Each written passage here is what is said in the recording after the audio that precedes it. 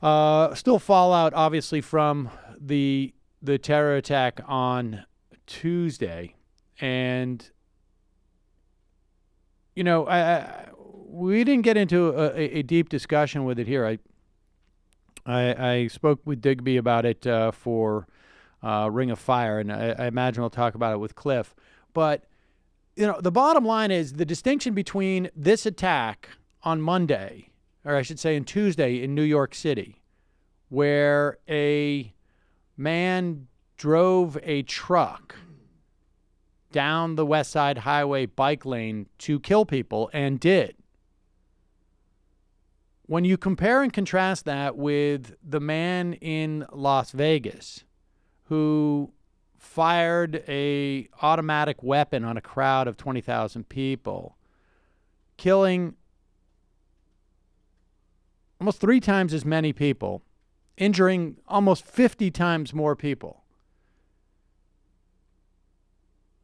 When you start asking why did they do this, the reason why you ask these questions is how can we prevent this in the future? How can we mitigate? And to the extent that we can't prevent it in the future, how can we mitigate the damage that can take place?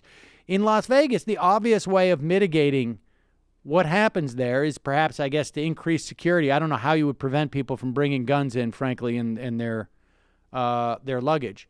But you could prevent access to guns.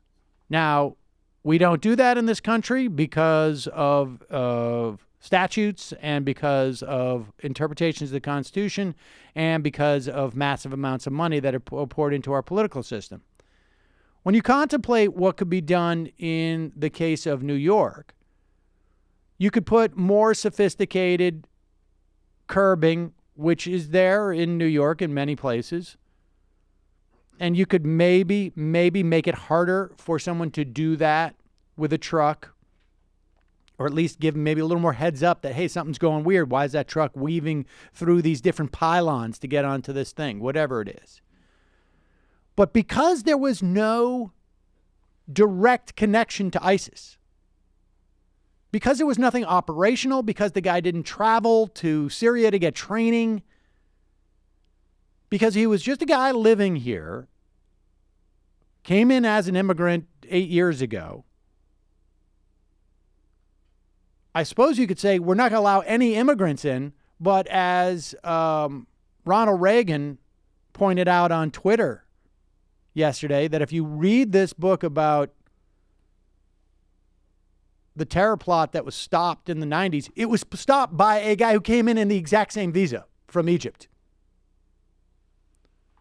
So, you know, you're not necessarily going to get less. In fact, there's a good argument that you could get more of this if you, because for every one immigrant you let in who is ultimately going to do something like this, you are probably letting in hundreds, if not thousands, who would be in the best position to stop someone from doing something like this. So the idea that there's a broader lesson here is only a narrative that's going to be pushed by people. There's no practical application for making an issue of this guy's religion or the fact that he followed ISIS on YouTube. Any more than there was when, like, hey, rock and roll music is driving people to commit suicide. Unless there's some type of operational ties, there's just no value in it unless you have another agenda. Like, let's say this guy, Brian Kilmeade, whose agenda might be, hey, we need another block of programming. Oh, how about our anti-Muslim block? See something, say something. If I see an angry Muslim who goes into a supermarket always arguing with the cashiers, is that enough for me to go up to an officer and say I'm saying something without being labeled anti-Islamic? If you just see someone who's angry and from a religious community, that is not enough. That is not enough. So at least they were good enough to bring on someone who would say, That's not enough. Frankly, I think the proper response is, what the fuck is wrong with you? Yeah, that's Waleed Faris, who is not a great guy.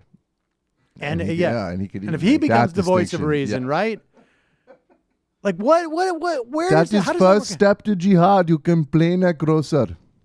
You Number go one. in, you start yelling, why don't you have halal hot dogs in your I think you have 7-Eleven? overcharged for many soft drinks. And Baghdadi has released new fatwa. I'm going to blow the whole fucking thing up. Is this gum fresh?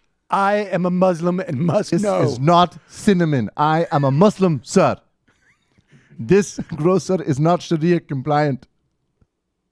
I wonder if he's got is he going through something at his local bodega? Kilmeade's having an anxiety attack because he's like, I think he's a Muslim guy. I think he seems mad. And I think he's Muslim. It's probably like a Dominican guy speaking in Spanish to his friend. Right, exactly. I wonder how polite and nice Kilmeade is as a customer in some of these places. Oh, fuck you, Sam. It's a serious question. It's a Muslim being rude. Go listen to some Fleetwood Mac and kill yourself. I bet something like 70% of the vendors who deal with Kilmeade on any type of regular basis are like, oh, this fucking asshole again. Or like, what the hell is the matter with that guy? Oh. He still doesn't know how the Slurpee machine works. All right. Hi, folks. Sam Seder here. We still need your help on our Patreon page. YouTube ads have come back, but not nearly as much as we had before. So if you can help us out, any little bit helps. Head over to our Patreon page right at this URL, and you'll help us keep helping you by making videos